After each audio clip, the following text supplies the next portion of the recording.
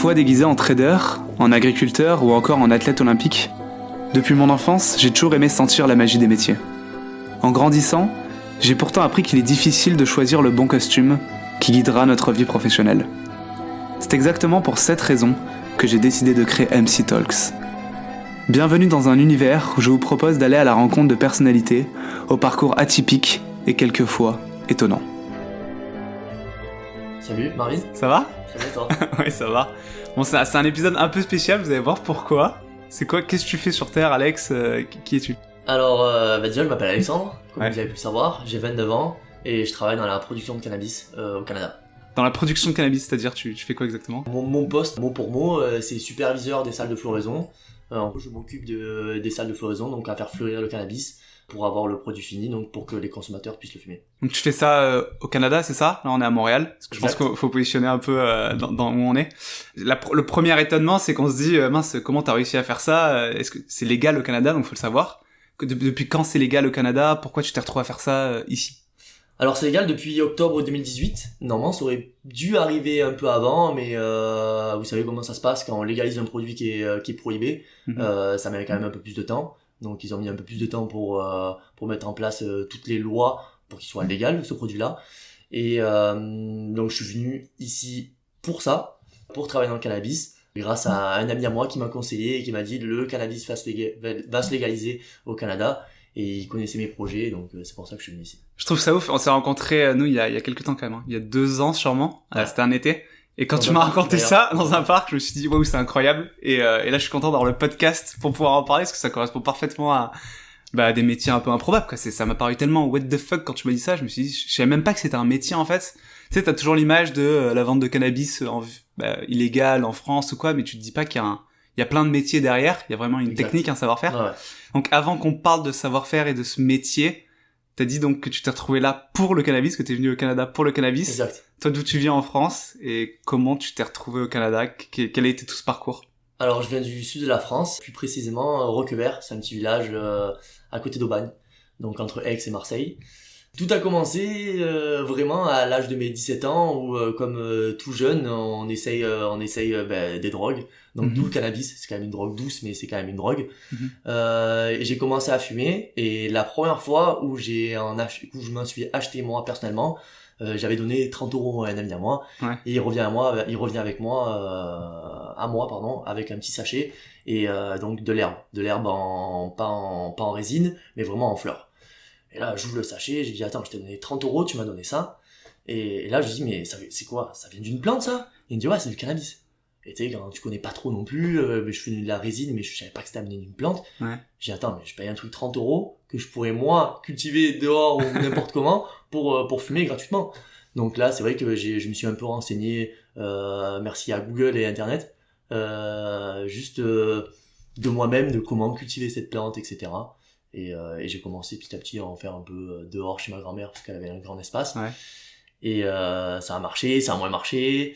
Et C'est quoi ça a marché, ça a moins marché, c'est-à-dire c'est quand même hyper complexe. Donc c'est pas tu mets une graine, t'envoies un peu d'eau et t'as de l'herbe. Donc forcément oui, tu peux en avoir, mais ça va pas forcément être de la qualité ou les graines. Maintenant t'as des sites qui en vendent des graines qui sont féminisées. Parce que ce qu'il faut savoir féminisé, ouais. ce qu'il faut savoir sur la plante, c'est qu'il y a une plante mâle et une plante femelle. Donc il y a la plante mâle qui crée où c'est vraiment le pollen en soi et on appelle ça le chanvre. Okay. Et il y a la plante femelle qui fait les fleurs, on appelle ça la weed tout simplement. Donc il y a plein de mots, weed, cannabis, parce que les gens achètent ça comme ça. Et pour savoir le but genre en général d'une plante, c'est que une plante elle vit et elle meurt juste pour continuer à exister. Donc en fait la plante va fabriquer des graines pour continuer à exister sur Terre. Donc comme tout être humain en général, où on se reproduit pour continuer à vivre sur Terre, c'est un peu le but d'une plante aussi. Ok. Donc Donc le là- cannabis c'est pareil. Donc là, tu faisais ça chez ta grand-mère, des fois, bon, ça marchait pas, t'avais de la mauvaise qualité, ou même t'avais même pas de cannabis à la fin, je sais pas ce que t'avais. Ouais, souvent on se faisait aussi Des plantes mortes. tu sais, ça vaut de l'argent hein, donc forcément quand t'en parles un peu trop tu te fais voler des plantes. Et ça Ah oui, m'est carrément, arrivé ok. plusieurs fois aussi où tu sais quand t'es jeune t'as pas forcément de secret, t'es fier de ce que tu fais, Ouais. genre regarde-moi, t'as vu ce que j'ai fait là. Et au final t'arrives un lendemain matin pour arroser tes plantes et y a que des trous, y a plus de plantes. Mais c'est fou parce qu'au départ, donc en fait, t'as voulu juste te faciliter la vie en te disant, je vais pas payer, je vais le faire moi-même, ça va être plus pratique. Mais comment on en vient de je vais le faire moi-même, ça va être pratique, à je vais en faire mon métier? Genre c'est devenu ta passion le truc? Exact. Donc en soi, j'ai toujours été passionné par le travail à l'extérieur. J'avais fait des petits travaux de paysagisme chez mes parents. C'est toujours moi qui m'occupais des tomates, des aubergines, des courgettes. Donc je pense que j'ai la main verte, ça c'est sûr, et j'ai toujours aimé ça. Et suite à ça, en plus, ça rebondit bien quand même avec ton sujet de podcast, parce que j'étais totalement perdu dans mes études. J'ai fait un BTS en NRC, c'est négociation relations clients, que j'ai raté d'ailleurs, pas fier, mais je l'ai raté. Et j'étais totalement perdu parce que quand j'ai commencé ce BTS là, je voyais la vente comme j'idéalisais la vente en mode vraiment le contact avec les gens, de vendre, d'être fier de sa vente, mais au final j'ai pas du tout accroché à ça. Et à la fin de ces études là, j'ai pris une année sabbatique et je savais pas du tout quoi faire. Et là je commençais à cultiver depuis 1 an du cannabis. Après j'ai quand même un peu plus investi de l'argent pour le faire chez moi en intérieur dans mon appartement. Quand j'ai fait mon année sabbatique, j'ai eu mon propre appartement sur Aix-en-Provence. Et c'est là où je me suis dit, mais attends, pourquoi je me mets pas dans des études dans les plantes? Parce que ça m'intéresse tellement. Et je suis devenu vraiment autodidacte à regarder sur internet de comment mieux cultiver sa plante et vraiment plus comprendre le côté plus, sérieux de la culture. C'est pas juste tu mets une graine, t'arroses. Là, j'essayais de comprendre de comment ça marchait la photopériode d'une plante, qu'est-ce que c'était la photosynthèse. Donc tu vois, un peu plus ciblé et pratique quand même. Et pendant l'année sabbatique, il y avait quoi dans ta tête? Comment ça s'est passé? Parce que tu fais une culture de cannabis à côté, mais ça devient pas tout de suite l'idée apparemment de te lancer là-dedans. Donc qu'est-ce que tu dis? Tu dis que t'es nul, que tu vas rater ta vie? Non, parce que j'ai travaillé chez comment s'appelle ce magasin? C'est Nature et Découverte, à Aix-en-Provence d'ailleurs. Ah, t'es toujours un peu dans... en plus, toujours un peu dans la nature. Donc, en tant que vendeur, ça me plaisait pas mal. Mais après, je me suis posé la question, est-ce que Alex, tu vas faire ça toute ta vie? Genre, est-ce que tu vas vraiment être heureux en faisant ça toute ta vie? Et la réponse a été claire et assez rapide, non. Et mon père m'a toujours dit, et c'est vrai que c'est peut-être lui qui m'a motivé à faire ça, il m'a dit, toi Alex, t'es tellement indulgent, indulgent, pardon, que tu vas pas faire un métier qui te plaît pas. C'est pas possible. Si tu fais un métier qui te plaît pas, tu vas être triste et tu vas pas être fier de ce que tu fais et tu vas avoir honte de toi. Et il a tout à fait raison. Donc c'est vrai que quand il m'a tilté là-dessus, tu sais, quand tu fais une année sabbatique et que tu pars à tes parents, forcément tes parents ils veulent te repousser à refaire des études et ils vont pas te dire non, continue mon fils, ça va faire.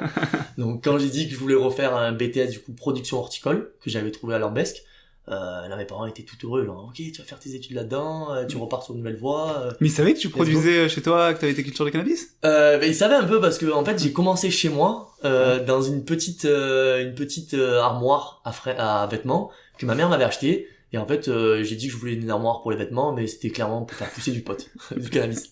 Donc j'avais mis une petite lampe de néon 100 watts avec quatre plantes dedans. Et c'est vrai que le cannabis, ça sent assez fort, même quand il y a pas de fleurs, ça sent le cannabis. Donc je pense qu'au bout de 3 semaines, mes parents ont vite compris qu'il y avait une odeur un peu bizarre dans ma chambre. Et quand ils ont ouvert le placard et qu'ils ont eu la lumière avec une petite aération pour pousser la plante, là ils ont dit oula, mon fils qu'est-ce qu'il fait? Il devient narcotrafiquant ou comment ça se passe? Et je me rappelle qu'ils m'ont appelé et là j'entends ma mère et mon père au téléphone qui me disaient c'est quoi ces conneries, tu fais quoi, tu deals, tu es drogué maintenant? Donc ils comprenaient pas trop. Mais c'est vrai que j'ai de la chance d'avoir un père qui est assez ouvert et qui m'a dit ok, écoute, j'ai convaincu ta mère, tu fais celle-là pour ton expérience personnelle. Mais après c'est fini parce que là à la maison avec la femme de ménage etc ça la fout mal, sachant que ma mère est pharmacienne et a sa pharmacie dans le village et mon père ostéopathe dans ce village aussi. Donc je pense que si la femme de ménage avait commencé à parler sur tout le monde, ouais le fils d'Hervo il fait pousser du cannabis, ça la fout mal. Ok, donc quand tu choisis de changer, de faire des nouvelles études, ils étaient un peu, la transition était tranquille, quoi. C'était pas dérangeant que t'ailles faire. Non, pas du tout. Surtout qu'au début, j'ai pas fait non plus ces études-là pour travailler dans le cannabis, parce que pour moi, travailler dans le cannabis, c'était encore vraiment très utopique. Ah ok, en fait, tu t'es dit, j'ai la main verte, ça me plaît. J'ai la main verte, ça me plaît de faire pousser du cannabis. En plus, je veux apprendre pour en faire mieux pousser encore. Ouais. Donc, tant qu'à faire, autant rallier études et plaisir. Et à tout moment, je trouve une passion et peut-être travailler dans l'horticulture plus tard. Ok. Et juste donc il y a la famille, mais autour de toi aussi. Je sais pas si on peut mesurer ça, mais le cannabis, j'ai l'impression que c'est mal vu en France. Tu sais, c'est un peu, c'est de la drogue, c'est illégal. t'as l'impression que c'est que les hippies qui fument, enfin, il y a des stéréotypes, je pense, sur le cannabis. Toi, t'as pas eu peur de ces stéréotypes à un moment? Tu t'es pas, je sais pas, senti mal à l'aise par rapport à tout ça? Ben, le cannabis était très mal vu, je dirais, il y a 10 ans. Mm-hmm. Donc pour porter, j'ai 29 ans, donc quand j'avais mes 19 ans, je pense que c'était très mal vu de fumer. Tous les jeunes fument. Je pense que quand tu demandes en France, 70% des jeunes ont déjà consommé du cannabis. Mais c'est quand même mal vu au niveau des parents. C'est sûr, quand tu vas dire à ton père, papa, le soir je fume des joints, il va pas te dire, c'est bien mon fils. Donc c'est sûr que oui, c'est mal vu. Mais depuis ces dernières années, on a eu de la chance. Enfin, j'ai de la chance parce que moi je travaille là-dedans et que je suis passionné là-dedans. Donc forcément, pour moi, c'est de la chance. Mais pour les gens aussi, car le cannabis a pris place dans plusieurs pays. Donc frontalier à la France. C'est un gros changement en plus, c'est oui. ça. C'est depuis combien de temps que ça a mis ça c'est... J'ai pas vraiment de date précise parce que je sais qu'au Canada, c'est dépénalisé médicalement. Donc ça veut dire que les patients qui en ont besoin pouvaient s'en procurer grâce à des médecins. Et c'était il y a 10 ans. Donc je dirais que c'est au moins 10-15 ans que dans le monde ça a commencé à se développer médicalement parlant. Donc là c'est bon, là tu repars faire des études. Comment ça se passe les études? Mais j'ai jamais été très fort en études, j'ai été dans la moyenne. Ouais. Genre, je dirais entre 10 et 14 vraiment dans les années que je choisis un peu, j'ai toujours été comme ça. Une année oui, une année non, une année oui. J'ai jamais été un gros travailleur chez moi, j'ai plus travaillé avec mes facilités. Mon écoute un peu en classe et rien de fou. Donc j'ai jamais été la fierté de mes parents par rapport à mes études. Ça c'est clair. Même si j'ai eu mon bac laboratoire d'ailleurs, STL, donc physique. Donc j'ai toujours été un peu attiré par des choses un peu spéciales, pas le S ou S ou tout le monde ou L où tout le monde va. Je cherche toujours le plus compliqué. Donc là je repars sur mes études et moi-même le premier surpris, j'étais dans les premiers de ma classe. Parce que j'ai trouvé une passion où j'étais au premier rang, j'écoutais tout ce qu'on me disait, je buvais toutes les paroles de mes professeurs parce que j'étais vraiment intéressé par ça. Et en fait, quand tu fais des études et qu'on t'explique des choses et que tu comprends que tu peux l'utiliser dans ta vie tous les jours, ça n'a rien à voir. Alors que quand tu fais des maths, par exemple, en cours, quand on te dit, je sais pas, le théorème de Pythagore, même s'il y a une utilité après, quand on le voit, mais quand t'es plus jeune, tu te dis, mais ça sert à rien. Donc pourquoi je fais ça?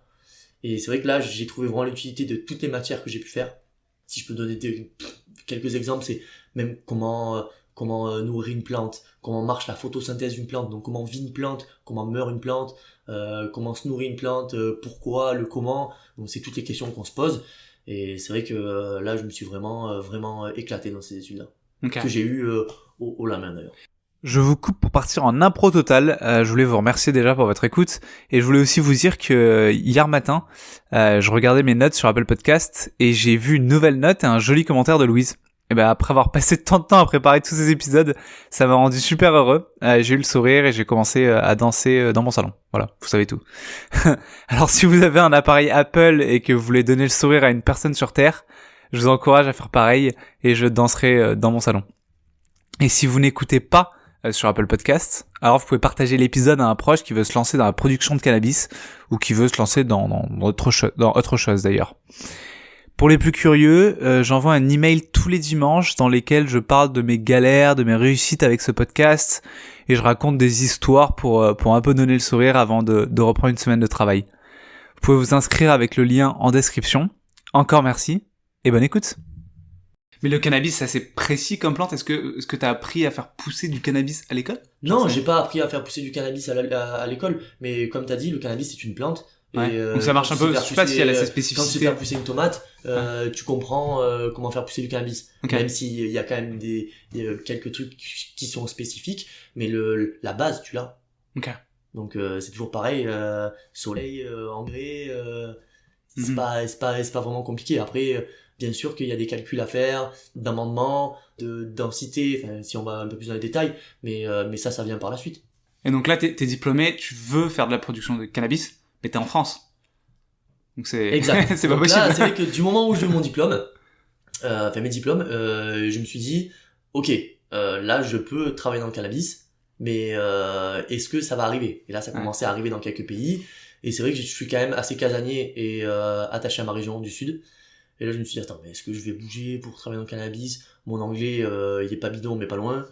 Donc, j'hésitais un peu quand même. Et j'ai eu la chance, et je les remercierai jamais autant, d'avoir des parents qui sont vraiment compréhensifs et qui m'ont vraiment aidé et qui m'ont vu en fait vraiment m'épanouir dans le cannabis. Parce que la question que tu m'as posée tout à l'heure, c'est est-ce qu'ils savaient?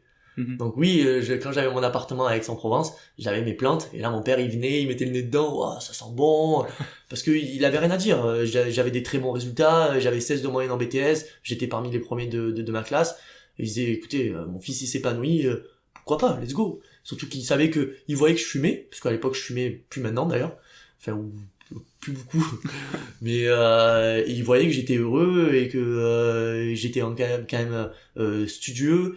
Tout se passait bien pour moi. Donc ils avaient rien d'autre à dire. Je pense Ouais, que ça c'est du cannabis, c'est illégal, mais bon, c'est un outil comme là, c'est un mais savoir-faire. ça reste C'est un une drogue. savoir-faire, quoi. Et je pense que genre Ouais, quand tu vois ton fils qui reste enfermé chez lui et qui fume, forcément Ouais, ça envoie une t'es mauvaise plus image, inquiet. Alors que moi il me voyait hyper épanoui, même si je fumais un peu de temps en temps. J'ai jamais été non plus un gros fumeur. J'ai toujours préféré la cultiver que de la fumer. Donc ils étaient pas inquiets et ils m'ont poussé à faire ça vraiment. Un ami à moi qui s'appelle Quentin d'ailleurs, que je remercie aussi de m'avoir renseigné par rapport à ça. Qui était au Canada depuis déjà 2 ans lui en PVT, donc comme nous On a un permis vacances-travail. exact. Et il m'a dit le cannabis légal au Canada, il se légalise au Canada dans 1 an. Donc qu'est-ce que tu fais? Il connaissait mon projet, il me dit let's go, fais tes demandes de visa, il faut que tu fasses ça et ok. Et c'est vrai là je me dis bon vas-y, si vraiment je veux faire ça, j'ai fait mon projet, c'était ça. Et tu sais d'avoir un projet, je trouve que c'est plus rassurant pour soi-même parce que tu dis que tu avances dans la vie, mais quand t'en parles aux gens, les gens me disaient waouh mais c'est énorme ce projet-là, et moi dans ma tête je dis ouais mais j'y crois même pas. Parce que c'est vrai que ça paraît dingue, quoi. tu vois, tu te dis ok, tu te vois travailler dans le cannabis, et c'est vrai que tout le monde y croyait, et moi au fond de moi, je m'en aperçois maintenant que j'y croyais pas tant. Mais je l'ai fait parce que j'avais rien d'autre à faire quoi. Ouais, tu savais pas quoi faire, tu dis bon. Non, et je me suis dit En France, de toute façon, c'était illégal. Exact. Donc t'avais pas le choix, en fait. Exact. Donc je me lance, je fais mon visa, et là c'était quand même marrant parce que je me dis j'ai 1 an pour partir. J'ai été tiré au sort, tu sais tu reçois un mail quand t'es tiré au sort avec ton PVT, et Ouais, juste pour les visas canadiens, en fait, donc tu t'inscris dans un pool, on va dire. ouais, Et t'es c'est pas ça, sûr un d'avoir ton visa. C'est Un un bassin. bassin, ouais, c'est un Parce que bassin. dans un bassin, t'es pas sûr d'avoir ton visa, C'est et un des jour ils tirages au sort, t'appellent, donc ils c'est te de la disent, ouais, c'est ça, voilà. Ils t'appellent et ils te disent, bon, t'as été tiré au sort, tu peux te faire la demande de visa, et hop. Exact. Donc là, t'as été tiré au sort, et t'as 1 an pour aller sur le territoire. Ouais, sauf que en fait là je suis pas vraiment prêt à partir. Je pense que dans ma tête c'est encore utopique et je suis pas vraiment prêt à partir pour ce projet-là. Et je suis plus dans la fête de l'été parce que c'était en plein août. Ouais. Donc là tu connais dans le sud de la France c'est piscine, plage et fête avec tous les poteaux. Et je reçois un mail comme quoi j'ai été tiré. Sauf que je ne check pas mes mails et je m'aperçois que 1 mois après quand je commence, tu sais c'est la fin de l'été donc c'est encore, tu sais quand t'es jeune, fin des vacances, bon on se remet dans les projets, et là je check mes mails et je vois que quand je me connecte sur le bassin j'avais été tiré au sort, sauf que c'était 10 jours pour répondre et moi c'était 1 mois après, donc c'était trop tard. Donc là je l'annonce à mes parents pas contents, ils me disent mais attends mais tu veux vraiment partir ou pas, parce que là t'es en train de te saboter ton projet là. Et c'est vrai que je me remets direct dans le bassin. Je me fais pas tirer en 1 mois, 2 mois, arrive octobre, et le cannabis se légalisait l'année d'après, donc on était en octobre 2017, et le cannabis devait se légaliser normalement en février 2018, ou mars, il me semble. Et là je prends mes billets pour février, je me dis ok, je pars en visa tourisme 6 mois, parce que c'est 3 mois renouvelables 1 fois, donc 6 mois. Je prends mes billets aller-retour, je me dis bah écoute on verra ce qui se passe, au moins je verrai un peu comment ça se passe au Canada. Et là, en janvier, un mois avant de partir, je me fais tirer au sort. Chance. Donc, tu vois, je sais pas, j'ai une bonne étoile. T'as quand même été audacieux de te dire, bon, je suis pas tiré au sort, je vais quand même prendre mes billets. Oui, on c'est verra, sûr. Inch'Allah. Et je pense qu'à ce moment-là, si j'avais pris mes billets en visa tourisme, ça m'aurait servi à rien à part connaître le Canada. Mais Ouais, mais faut oser. oui, c'est sûr. Tu sais, Mais t'as ça pas de m'aurait job servi ni à rien, t'arrives, t'es en touriste, tu peux pas avoir de job en plus, donc Non. financièrement c'est chaud. J'avais quand même pas mal travaillé parce que je travaillais à cette époque-là pour ce projet-là. Ah, ok, Donc, donc j'avais t'as pas mal mis de côté, énormément de sous-côté. Je sais que je faisais quand même des économies.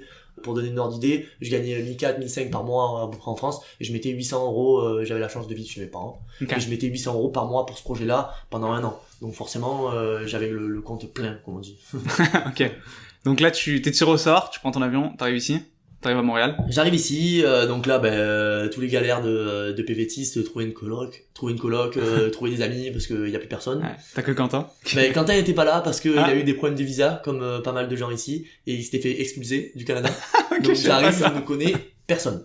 Ok. Donc, tu sais, quand tu rencontres des gens pour des colloques, là, mais qu'est-ce que tu viens faire ici? Ben, je viens de trouver dans le cannabis. Et là, j'arrive, tu regardes, putain, mais c'est génial comme projet. Ah, ok. Et moi encore, au fond de moi, je me dis, ouais, mais j'y crois pas.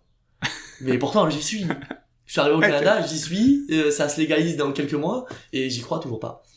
Ok. C'est tellement utopique et tellement un rêve pour moi que j'y crois pas. Donc là, les mois se passent, je travaille en tant que paysagiste pour me faire 2-3 ronds au début, après dans des petites supérettes parce que paysagiste c'était pas vraiment fun non plus, c'est vraiment hyper physique, sous 35 degrés, c'est pas forcément agréable. Et arrive la légalisation, donc en octobre 2018, là je commence à m'activer au niveau des recherches, mais c'est vrai que j'ai jamais été très fort là-dedans. Je suis plus à regarder sur internet, sur Indeed ou des sites de recrutement. Et là j'ai de la chance, je vois un poste de simple horticulteur en décembre ou novembre, ouais, décembre 2018, où je postule. Donc là l'entreprise c'est Aurora. Donc je pense que pas mal de gens connaissent parce que c'est un des pionniers au Canada. Ils me répondent pas en 2 semaines, 3 semaines, un mois. Je dis putain, attends, j'ai quand même un bon CV. J'ai dit que j'avais cultivé pendant 7 ans chez moi, que j'avais fait mon BTS et ma licence là-dedans. J'avais quand même quelque chose quoi. J'ai pas non plus juste une passion, c'est que j'ai du fond quoi. Et au final, 3 semaines après, il y a un poste de superviseur qui s'ouvre, enfin de chef d'équipe. Et là, je dis bon bah vas-y, on postule quand même, hein, on sait jamais, on postule de partout de toute manière, on postule de partout. Et là, 2 jours après, il me contacte. Donc j'ai un premier interview, tout en anglais, parce que mon chef de culture était anglophone. Waouh. Alors que t'as dit que l'anglais, t'étais pas... Ah, j'avais dit niveau moyen, quoi. Ouais, niveau ouais. de compréhension moyenne, niveau oral, bof.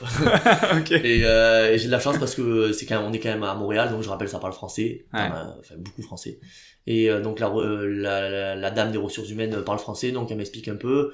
Moi, je parle français très lentement pour que lui comprenne, parce que mon niveau d'anglais est vraiment pas bon à l'oral, mais je comprends quand même ce qu'il me dit. Donc ça accroche, et c'est vrai que quand je parle d'entretien, j'ai limite les larmes aux yeux, et je me dis, laisse tomber, je l'aurais pas. Il voit un mec qui arrive, qui parle même pas un mot français, pourquoi ils vont me prendre? Un mot anglais, Un mot non. anglais, pardon, un mot anglais, pourquoi ils vont me prendre? Et là on me rassure, tous mes colocs, mais non, mais on est à Montréal, ça parle français. Moi dans ma tête c'est mort. Et là je me dis, limite, tu sais, je tombe des nues, ça fait 6 mois que je suis là, je me dis j'ai tout fait ça pour ça. Tout ça parce que je me suis pas assez mis dans la langue anglaise, je vais pas l'avoir. Donc un peu déçu, et au final je rentre en décembre pour Noël, et là 2 jours après être en France, je reçois un mail de l'RH qui me dit qu'il y avait un deuxième entrevue. Waouh. Donc là je me dis bon, Tu parles bien anglais. non, pas du tout. Non, je me dis ok, bon, ils vont peut-être apprécier mon profil, ils veulent me voir une deuxième fois, et let's go quoi. Donc là je passe les fêtes en bombe, comme on dit dans le sud, parce que je crois de plus en plus à mon projet, et c'est vrai que le fait d'y croire, tu sais, ça te donne une envie et une motivation énorme quoi. Donc là mes parents trop fiers de moi, ouais tu vas l'avoir, je dis ouais calmez-vous quand même, on sait jamais, on verra. Et là ils me recontactent, je fais un deuxième entretien, et là c'est pour en fait avoir un poste de toujours pareil, donc chef d'équipe, et parce qu'il y avait déjà une chef d'équipe de culture en place, et elle avait besoin d'un autre chef d'équipe, donc d'un autre bras droit pour travailler là-dedans. Et par chance elle est québécoise, et l'entretien c'est full français. Et là on accroche, plein de sourires, elle me pose des questions, je réponds au tac parce que j'ai travaillé toute ma vie là-dedans, donc forcément quand elle me pose des petites questions techniques, tu vois que en entretien elle pose une petite question technique, elle a le petit sourire en coin, et que tu réponds en 2 secondes, et elle est là un peu choquée, mais elle dit ah ouais ça va, il est bon quand même. Il arrive à répondre. Tout se passe bien, et c'est vrai que là je sors de l'entretien et je me dis let's go, je l'ai, c'est sûr. Okay. Et là tu vas l'avoir, j'imagine. Là je l'ai, exact, donc une semaine après on me recontacte, et là je commence à travailler là-dedans, et là c'est un rêve pour moi. Ouais, c'est ça, t'es super content là. Je cultivais 4 plantes chez moi, et là je me retrouve avec j'ouvre des salles de floraison où il y a 1000 plantes dedans. Je suis comme un gosse qui voit une première choupa choups à manger, tu vois. Donc c'est fou, c'est vraiment fou. Et tu te dis pas mince entre la culture chez moi et la culture dans un si grand hangar ou une salle de floraison, t'appelles ça? C'est une salle de floraison en effet, donc c'est comme tu peux appeler ça un hangar, et en fait c'est fermé, on met tout en place pour avoir un microclimat pour la croissance de la plante. Donc c'est des salles qui sont fermées, qui sont numérotées, Mais il y en avait 11 d'ailleurs pour info dans cette...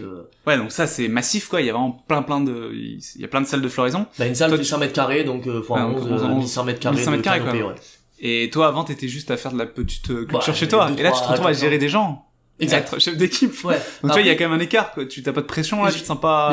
En fait, j'avais eu la chance aussi parce que j'avais oublié ce passage-là, c'est que j'avais travaillé à Dolorama. Donc Dolorama, c'est un peu le Jiffy d'ici. Ouais, Enfin, ouais. le Jiffy du Canada. Et j'étais chef d'équipe là-bas. Donc je gérais une petite équipe. Et c'est vrai que quand ils ont vu ça, ils m'ont demandé comment je gérais une équipe. En plus, j'avais fait quand même mon BTS que j'ai pas eu, j'ai quand même appris au niveau de le management, comment parler aux gens. J'ai toujours été assez sociable de manière, donc ça c'était un peu naturel chez moi. Et c'est vrai que de gérer une équipe là-dedans, d'expliquer ce que tu veux, de former, de superviser, c'est un autre monde, mais on apprend petit à petit, ouais. Et tu sais, quand on dit que quand on est passionné à fond par quelque chose, quand on a un rêve et qu'on l'atteint, ben on est toujours un peu déçu. On est toujours un peu en mode bon, c'était ça quoi. C'est pas ça retombe énormément. C'est pas du tout le cas pour moi. Donc ça va peut-être motiver des gens qui t'écoutent. Ça fait 3 ans maintenant que je travaille dans la production de cannabis au Québec. Puis je suis toujours autant heureux de me lever le matin alors que je me lève à 6h le matin, je me réveille. Ouais, tu travailles les grands yeux ouverts. Tu travailles beaucoup. Et je suis très très heureux de prendre ma voiture pour aller au travail le matin. Ouais, donc t'es toujours aussi content quoi. Ouais, je compte pas mes heures. Je pense que j'arrive toujours pas à croire comment j'ai pu arriver là et en fait de faire un métier où, tu sais, quand t'es jeune, tu vas travailler des tafs comme McDo, Quick, qu'on a tous fait, que j'ai fait d'ailleurs. Tu vas au travail, tu te dis merde, vas-y, faut que j'aille au travail. Et d'avoir un travail où tu te lèves le matin et tu te dis let's go, faire ma journée, j'ai ça à faire, t'es hyper motivé, t'aimes avec qui tu travailles, ça j'ai la chance d'avoir une bonne équipe aussi. Mm-hmm. C'est formidable, vraiment. Et il y a un moment là où, parce que nous on se connaît, ouais, je l'ai dit, on se connaît depuis quelques temps.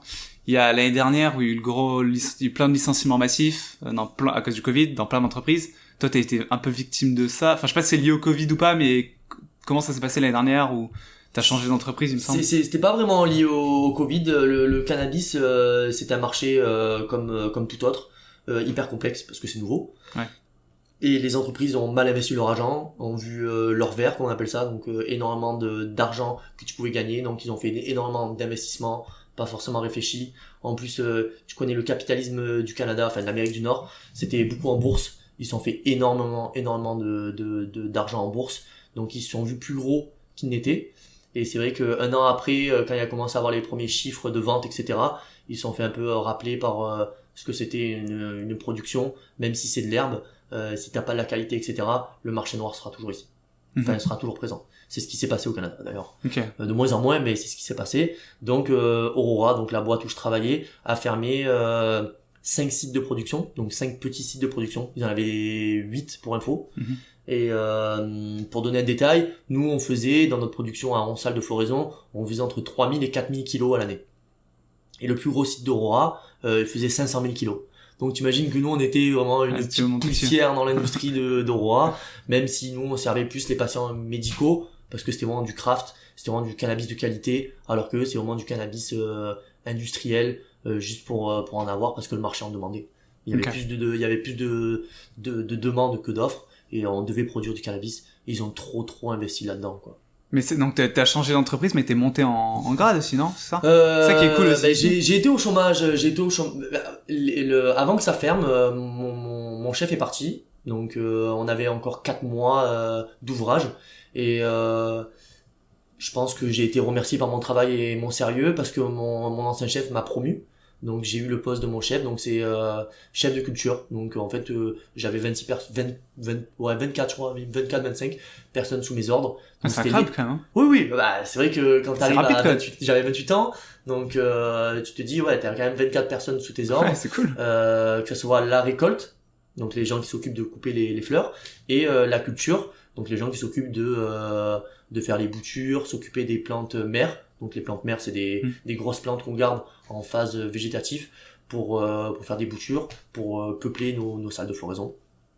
Et les gens qui travaillent aussi dans les salles de floraison, qui s'occupent d'enlever les feuilles, déplacer les plantes, nettoyer les plantes, etc. Okay. Donc là, j'arrive à ce poste-là. Et je suis quand même assez content parce que en quelques mois, enfin en quelques années, ça faisait 2 ans que j'étais là-bas, j'évolue quand même pas mal, je me plais toujours autant dans cette industrie et j'apprends. Parce que entre 4 plantes et 1000 plantes, comme je t'ai dit, c'est pas la même organisation. Ouais. Donc il y a eu le chômage, là, pour revenir à la question que tu m'as dit, il y a eu le chômage j'ai arrêté en septembre 2020. On est en 2020, oui, c'est ça. C'est ça, c'était l'année dernière. Et j'ai trouvé ma nouvelle compagnie là en janvier 2021. Donc au début, c'était en tant que consultant. Je comprends pas trop pourquoi on me prend en tant que consultant alors que j'ai jamais été consultant de ma vie, mais c'est vrai que j'ai des connaissances là-dedans. Et en fait, c'est juste une compagnie qui existe là depuis 2 ans où ils ont réinvesti de l'argent là-dedans parce qu'ils veulent être plus importants sur le marché du Québec, enfin du marché du cannabis. Tout est en reconstruction, donc j'arrive à faire ma place. Au final, je suis promu en tant que chef l'intitulé exact, c'est superviseur des salles de floraison. Okay. Donc en fait, je fais la supervision des gens et c'est moi qui m'occupe de toutes les salles de floraison. Ok. Et donc, juste le métier, tu fais quoi tous les jours? Comment c'est quoi en fait? Qu'est-ce qui se passe dans ces salles-là? Une journée type, déjà, il faut savoir que toute l'irrigation est automatisée, donc par des systèmes avec ton ordinateur. Donc on a des logiciels pour lancer les irrigations, pour pouvoir checker les températures, l'humidité. Donc on a des alarmes par rapport à ça. Tout ce qui est électronique ou autre, on a des problèmes. Donc quand tu as des systèmes de ventilation qui lâchent, forcément les températures dans la salle, elles augmentent. Donc il faut être présent H24 pour répondre aux appels, pour vite se connecter sur l'ordinateur, pour changer les systèmes ou éteindre les lumières carrément parce que les températures sont trop hautes. Et une journée type, c'est-à-dire que je m'occupe de mes salles de floraison, donc je fais le tour de toutes mes salles de floraison. Je check si toutes mes salles ont eu l'irrigation que j'ai souhaité, donc tant de millilitres ou litres, ça dépend de la taille des plantes. Et ensuite, après ça, je dois respecter tout le schedule, la planification du culture de mon boss. Et c'est à moi de prendre l'équipe en charge pour les mettre dans les salles de culture dédiées où il y a des travaux à faire. Je supervise, je forme et surtout je double check le travail qui a été fait pour justement il y a quoi, ils font quoi parmi les travaux qu'ils doivent faire ces gens? En soi il y a des salles de floraison et il y a des salles de végétation. Okay. Donc ce qu'il faut savoir c'est que je vais pas rentrer dans les détails parce que c'est hyper compliqué, mais le cannabis c'est une plante qui marche avec la photopériode, c'est-à-dire qu'à 18h lumière elle reste en phase de végétation et à 12h de lumière elle passe en phase de floraison. Donc okay. En phase de floraison, c'est là où tu as à peu près, je dirais, 2 mois, on va dire une moyenne, 2 mois où la plante se met à fleurir et à être coupée pour qu'on puisse récolter les fleurs. Ok, d'accord. Donc eux, ils font de l'effeuillage, donc enlever des feuilles pour faire passer un peu plus de lumière, déplacer les plantes des salles de végétation aux salles de floraison, checker si les plantes n'ont pas de maladie, donc ils passent dans les rangs, ils regardent les feuilles pour voir s'il n'y a pas des carences, des maladies, même si moi aussi je le fais ça. Beaucoup de nettoyage, parce que ce qu'il faut pas oublier, c'est que ici c'est hyper réglementé. Il y a Santé Canada qui nous fait des visites régulièrement pour savoir si on cultive dans les normes, donc dans toutes les règles qui ont été imposées. C'est strict, j'imagine. C'est hyper strict. C'est hyper strict. Donc c'est considéré comme un laboratoire. Donc tout est clean. Je peux te donner une ordre d'idée. Pendant la récolte, s'il y a une bud, donc une fleur qui tombe sur la table, à terre ou autre part, on la jette. On ne peut pas la faire sécher pour la vendre. Ok, c'est vraiment réglementé. Donc c'est hyper réglementé, oui. Ouais, juste comment ça fonctionne au Canada. Bon, je sais un peu, mais je vais te laisser répondre. Qui a le droit de vendre du cannabis? Comment ça se passe après la revente quand vous avez fini de... Vous vendez à qui en fait, tout simplement? Donc au Québec, après je pense que des gens qui sont venus au Québec le savent, mais il y a la SAQ qui gère toute la vente de l'alcool, donc c'est Société d'alcool québécoise, si je me trompe pas, oui c'est ça. C'est ça je pense. Hein. Et après il y a la SQDC, donc c'est Société québécoise de cannabis. Donc le Québec a géré la vente de A à Z du cannabis, donc les taxes, les ventes, et c'est eux qui choisissent les producteurs à qui ils achètent pour pouvoir revendre. Donc après ils ont ouvert des succursales SQDC pour vendre du cannabis, où il y a des conseillers qui vont vous conseiller peut-être. Vous savez, les fumeurs, il n'y a pas que des fumeurs qui connaissent absolument tout. Il y a peut-être des gens qui veulent commencer pour un peu se détendre, etc. Donc il y a des gens qui sont là pour conseiller quoi prendre, et surtout pas avoir une une mauvaise première expérience. Mais justement, il y a quoi dans je suis pas du tout moi un fumeur de cannabis, mais c'est quoi conseillé, il y a quoi dans la feuille du cannabis? Dans la fleur. La fleur, pardon. La feuille ne se fume pas. Donc la fleur de cannabis, donc ce qui intéresse les gens, c'est le THC. Donc c'est la molécule qui est créée par la plante. Ouais. Donc le THC, qui a un pourcentage. Donc plus il est haut, plus il va avoir un effet psychotrope.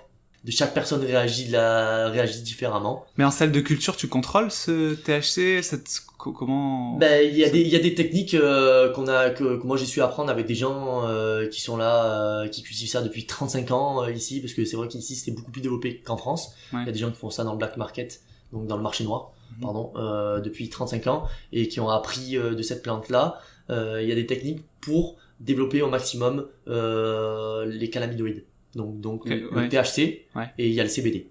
Le CBD, tu sais, c'est le cannabinoïde un peu plus relax, qui n'a pas d'effet psychotrope et plus un effet médical par rapport au THC. Donc selon comment tu cultives la plante, une même plante, selon comment tu la cultives, elle va donner plus de THC ou plus de CBD? Et c'est le CBD, mais ça c'est plus par rapport aux souches. En fait, il y a des plantes qui ont eu... Maintenant, toutes les plantes ont eu des croisements, si on peut faire ça simple. Et il y a des plantes qui sont amènent à donner des THC assez hauts, mais pour les donner assez hauts, il faut quand même des techniques de culture spécifiques pour arriver à taper ces hauts scores de THC. Et il y a des plantes, des variétés, on appelle ça, qui sont médicales et qui vont être plus CBD, donc vraiment la molécule médicale. Ouais. Et là, il y aura peut-être des taux faibles en THC, voire quasiment inexistants, peut-être à 0,5% pour donner une ordre d'idée, et avec des taux plus hauts en CBD pour les patients médicaux. Ok, d'accord. Et tu parlais du black market tout à l'heure, du marché noir, qui est là depuis 35 ans, donc enfin, les gens qui sont là-dedans ont beaucoup d'expérience. Exact. Alors que la SQDC, enfin la vente de cannabis par l'État canadien, c'est tout neuf, c'est tout nouveau. Ouais. Est-ce que finalement ils sont pas plus expérimentés, les gars qui sont là depuis 35 ans, et ils font pas de la meilleure qualité que... Ben ça dépend, parce que le black market, c'était toujours l'offre et la demande, comme tout produit que tu vends. Et c'est vrai que je pense qu'il y avait beaucoup plus de demandes que d'offres. Donc forcément, même si tu faisais un cannabis qui était pas top en qualité, qui était à peu près bon, mais pas forcément haut en THC, parce que tu pouvais pas il le testait pas à l'époque. Alors que maintenant, chaque lot qu'on vend est testé, et il y a un sampling sur la boîte en te disant le taux de THC hyper précis. Donc forcément là, tu sais ce que tu cultives et tu sais si tu l'as bien cultivé ou pas. Donc là, c'est totalement différent. Et c'est vrai que ce que j'ai pu percevoir dans le marché là, c'est qu'il y a des gens qui pensent savoir cultiver, mais qui n'ont pas vraiment de connaissances là-dedans. C'est plus un feeling. Ils utilisent pas leur étude. Certains ont fait des études comme moi, et on n'utilise pas l'acquis des études, la physiologie de la plante pour comprendre le pourquoi du comment. Et c'est vrai que là, maintenant que ça fait 3 ans que je suis là, je comprends le pourquoi du comment, pourquoi la plante réagit comme ça, comment elle fait ça. Donc c'est vrai que c'est beaucoup plus intéressant, et chaque jour on en apprend, c'est ça qui est génial. Mais ce que je veux dire, c'est est-ce que le marché noir a baissé? Est-ce qu'il y a plus de ventes sur le marché légal, entre guillemets? J'ai pas vraiment de chiffres exacts après de ce que j'ai pu lire de tous les articles. Du cannabis là-dedans, c'est que au début le marché noir a quand même bien baissé, mais c'est vrai que les produits qui ont été vendus par la SQDC au début n'étaient pas à l'attente au niveau qualitatif et quantitatif aussi, parce que les prix étaient quand même assez chers par rapport au marché noir. Donc le marché noir a repris le dessus là-dessus. Et là, maintenant que les producteurs ont compris que pour vendre, il fallait peut-être un peu baisser les prix, mais aussi augmenter la qualité, je pense que ça s'est équilibré, où je dirais que il y a encore, je dirais 30-40% du marché noir dans le cannabis. Ouais, donc encore du moins au Québec. Beaucoup de marché noir. Du moins au Québec. Quand même beaucoup de marché noir. Exact. Et toi, comment tu vois la suite? Est-ce que j'imagine que le cannabis va être légalisé dans de plus en plus d'endroits? Moi, en fait, je vois ça comme la ruée vers l'or, c'est le cannabis. J'ai l'impression que ça va être légalisé de plus en plus dans plus en plus d'endroits. Oui, parce que quand tu peux voir que tous les pays frontaliers à la France, presque, sont dépénalisés ou décriminalisés, comme le Portugal, où toutes les drogues sont décriminalisées. On peut voir en Espagne, il y a des genres de coffee shop, mais qu'ils ont mis ça en cannabis social club, donc à but non lucratif. C'est des sociétés à but non lucratif. Donc oui, ça va arriver. Et après, c'est vrai que un projet emmène un deuxième. Et là, mon projet de venir ici au Canada, c'était d'apprendre déjà de commencer à travailler dans ce que je voyais comme un rêve, de continuer à apprendre parce que ça a rien à voir que quand tu fais 4 plantes chez toi et entre gérer des personnes et gérer 1000 plantes et gérer 20 salles de floraison. Là, le but c'est que ça se dépénalise en France, au moins médical, ça j'y crois, et que je revienne en France avec mon expérience. Donc c'est quoi le prochain rêve? Créer ton entreprise de cannabis Je sais pas si c'est créer mon entreprise de cannabis ou peut-être continuer pour travailler pour quelqu'un, parce que ouvrir une production de cannabis c'est quand même très coûteux. Bon après forcément il y a des crédits, on peut faire des crédits etc. Mais ça demande énormément d'argent. J'imagine. Donc, il y a tout je sais pas, tout le dispositif, toutes les salles de culture, toutes les salles de toutes les floraison. lumières, Même tout est informatique. Donc, tout est informatique, exact. Enfin, ou plus ou moins. Mais toutes les lumières, les tables de culture, toutes les systèmes d'air conditionné, parce que c'est en circuit fermé en fait. Le CO2 que tu vas apporter là-dedans. Enfin, c'est très coûteux. Mais d'ailleurs, c'est des grosses boîtes qui doivent se lancer là-dedans. Il y a combien d'entreprises qui font ça au Canada? Est-ce que c'est simple de... Au Canada, je pourrais pas te dire le chiffre. Ouais. Je sais qu'autour de Montréal, je dirais qu'il y a entre 5 et 7 compagnies qui sont vraiment autour de Montréal. J'ai entre 50 km de Montréal. Mais donc un jeune Français ou même un jeune Québécois qui veut se lancer là-dedans et qui veut travailler là-dedans, je pense qu'il y a quand même pas mal d'emplois encore que c'est... Oui, bah, d'ailleurs en ce moment on est en train d'ouvrir 4 postes de journaliers en horticole, donc l'équipe d'horticulture. Donc oui, il y a de la place, oui, exact. Ouais, parce que je me dis si c'est vraiment la ruée vers l'or, il y a plein de gens qui doivent se lancer là-dedans. En plus, ça rapporte mieux que le reste Bah c'est vrai que genre je pense que si tu fais pousser des carottes et des tomates tu seras moins payé que quand tu fais pousser du cannabis. Ouais, je me dis ça doit être connu ça parmi les gens qui s'intéressent. Oui. Donc ils doivent tous se lancer là-dedans. Tout le monde doit vouloir travailler dans le production de cannabis. Pas vraiment parce que en fait il y a des gens qui sont moins passionnés mais qui voient ça plus l'aspect monétaire, donc ils vont se lancer là-dedans et qui ont fait des études en horticulture, et après des gens comme moi qui ont fait des études en horticulture qui sont hyper passionnés par le cannabis, et en plus de ça gagne bien. Donc là, c'est jackpot. Et je t'ai pas posé la question depuis le départ, mais c'est quoi qui te passionne tant dans le cannabis en fait? Parce qu'au début, c'était pour payer moins cher. Enfin, en fait, pour payer quasiment rien. Mais depuis tard, c'est la question qui me vient, je me dis, mais pourquoi le cannabis? Ce qui m'a surpris le plus, parce que j'ai toujours été, comme je t'ai dit, paysan dans l'âme, donc à faire des tomates, etc. C'est la croissance de cette plante, la rapidité à se développer. Si tu pars d'une graine, en 3 mois, t'as une plante qui peut faire, on va dire 1m50. Donc c'est la rapidité de floraison qui t'a... c'est pas de croissance en général, parce que du moment où t'envoies la graine, vu que c'est une mauvaise herbe, si tu lui donnes toutes les conditions idéales pour pousser, donc de la lumière, du CO2, peut-être pas quand t'es chez toi, mais du CO2 et de l'eau et de l'engrais, donc le principe de la photosynthèse, elle se développe à une vitesse, c'est fou.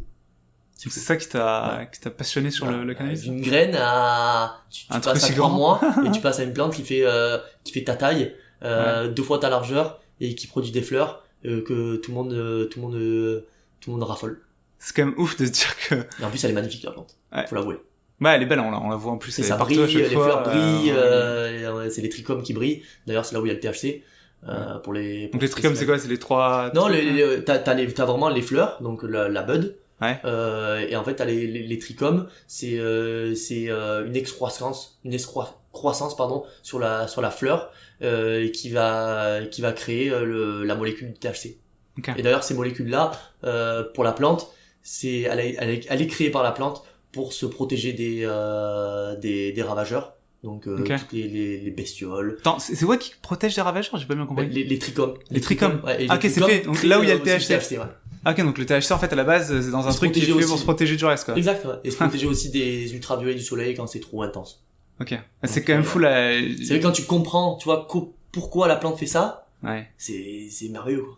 Mais je suis content de te parler parce que même de t'avoir rencontré. Parce que moi j'avais plutôt une mauvaise image, tu sais, du cannabis où t'évolues forcément, même toi t'as déjà évolué dans un environnement où on te dit que c'est mal, où t'as l'impression que, je disais au début, un truc de hippie, un peu un truc de gens marginalisés, et la façon dont t'en parles, j'ai l'impression que je parle d'une œuvre d'art. Et puis c'est cool de te voir que t'as commencé avec... Enfin tu sais, il y a beaucoup de trucs qui ressortent, il y a de l'audace qui ressort de ton parcours, je trouve ça beau de se dire que t'as commencé, vraiment t'étais passionné par le truc quoi, tu voulais le faire grandir, tu voulais travailler dessus, c'était pas juste le fumer au final. C'était comprendre cette plante. Ouais, exact, parce que c'est vrai que quand j'ai commencé à cultiver et que j'ai commencé à le faire chez moi et j'ai commencé à produire de qualité, des produits de qualité, à produire des produits de qualité, pardon. J'étais heureux, mais mes potes aussi étaient heureux de fumer de l'herbe de qualité. Et c'est vrai que j'étais assez fier de voir quand les gens ils me disaient waouh mec, t'as cultivé ça, genre elle est trop bonne, là. Et tu sais, ça te donne une fierté. Et j'ai ce projet-là depuis mes 20 ans. Enfin, ouais, je dirais 21, quand j'ai commencé mes études là-dedans. Là, j'en ai 29. Et c'est vrai que, tu sais, quand tu y penses, j'y pense pas souvent, mais quand tu y penses, je suis très fier de mon parcours parce que je pense que c'est pas donné à tout le monde de travailler dans ce qu'il aime. Et comme j'ai dit tout à l'heure, encore mes parents qui m'ont poussé parce que j'avais des peurs aussi de partir de la France et de mon sud. Mais c'était quoi tes peurs, justement, les peurs de... Parce qu'on n'a pas trop parlé de ça, mais c'était quoi tes peurs? T'es loin de ta famille, t'es loin de ton confort, t'es loin de tes amis, tu te retrouves seul. Je suis arrivé, je connaissais personne, je suis sociable, mais quand t'es loin de tout, c'est compliqué quand même. Ouais. Je pense que toi, t'es arrivé, je pense, avec ta copine, donc c'est plus facile. Ouais, nous on était deux, c'était plus simple. Après, je suis déjà parti... En fait, ouais, j'ai appris à partir, je suis parti 6 mois, je revenais, je partais 6 mois. Donc ça m'a aidé un peu à m'habituer. Ça m'a aidé à m'habituer à vivre loin de la famille, c'est plus dur. Mais après, j'étais parti en Thaïlande aussi, Malaisie, que j'avais fait pendant 1 mois et demi. Ouais. Et c'est vrai que j'ai apprécié le voyage. Et là, je me suis dit, waouh, mais bon, entre voyager et vivre, et kiffer et vivre dans un pays, et chercher un job. Ouais, voilà, c'est différent. Et il y a 2 questions que je pose toujours à la fin de mes rencontres. La première, c'est quel conseil tu te donnes à toi-même pour le futur? Je pense que j'en ai quand même assez parlé et je me répète un peu, c'est que je croyais pas à mes projets. Ouais. Et c'est vrai que là maintenant que je suis arrivé, j'ai la consécration de tous les efforts que j'ai fait. Ouais, t'as atteint ton objectif. Oui. Maintenant, c'est de croire qu'en France ça va se dépénaliser et de croire en mon projet, peut-être de créer ma boîte et de croire en moi là-dessus, ouais. Ok. Donc vraiment croire en soi-même. Ouais. Et la deuxième question, c'est les 3 valeurs d'Alexandre. C'est quoi les 3 valeurs un peu qui guident ta vie, ton parcours? Waouh, les trois valeurs. Persévérance, parce que j'en ai quand même assez bavé. Ouais. La motivation, c'est le plus important aussi. Je sais pas, c'est quand même une valeur. Et la troisième, je dirais, et le travail. Parce que là, je suis motivé et que je suis passionné dans ce que je fais. Et c'est vrai que tous mes employeurs là voient le travail que je fais et je suis très très bien remercié et j'ai évolué en grade grâce à mon travail. Mais c'est marrant, tu dis que t'es sérieux et moi je te connais aussi en dehors du podcast, en dehors de ton métier. Et t'es quelqu'un, tu sais, de blagueur, souriant, un peu souvent dans la blague. Et quand je te vois parler de ton travail, j'ai l'impression que tu deviens quelqu'un d'autre, quoi. C'est assez incroyable. Bah après, je pense comme tout le monde, tu vois, quand je te ouais, mais ça se voit que t'es vraiment passionné, quoi. Ah ouais, bah. T'es sérieux sur ton sujet. J'espère que les gens le verront parce que c'est vraiment une passion. Et comme je l'ai dit plus tôt, j'ai toujours préféré la cultiver que de la fumer. Pour preuve, je ne fume plus ou très rarement maintenant. Alors qu'avant je fumais quand même pas mal. Et pourquoi tu t'es arrêté de fumer? Je pense que les gens se reconnaîtront aussi s'il y en a pareil que moi, mais c'est vrai que c'est quand même une drogue qui est assez puissante et c'est vrai que le THC me fait plus des crises de panique, d'anxiété, je suis pas très bien. Et en plus je me suis un peu rattrapé sur le CBD où maintenant je fume du CBD, je retrouve le goût que j'ai de fumer l'herbe parce que j'aime le goût, j'aime effriter, j'aime voir ma tête dans mon grinder, c'est la chose pour effriter l'herbe, rouler mon joint et fumer et le goût, mais c'est vrai que j'aimais plus du tout la défonce. Okay. Donc ça me rendait vraiment anxieux. Okay. Très bien. En tout cas, motivation, persévérance, travail, c'est les trois valeurs qui ont guidé toute la rencontre. Donc merci beaucoup Alex. Merci à toi en tout cas, ça m'a fait vraiment plaisir de partager ça. Ce podcast étant une histoire commune entre ses auditeurs et ses invités, je voulais vous remercier pour votre écoute. Aussi, vos notes, commentaires ou encore le bouche à oreille sont au cœur de la réussite de cette aventure. N'hésitez donc pas à partager votre avis.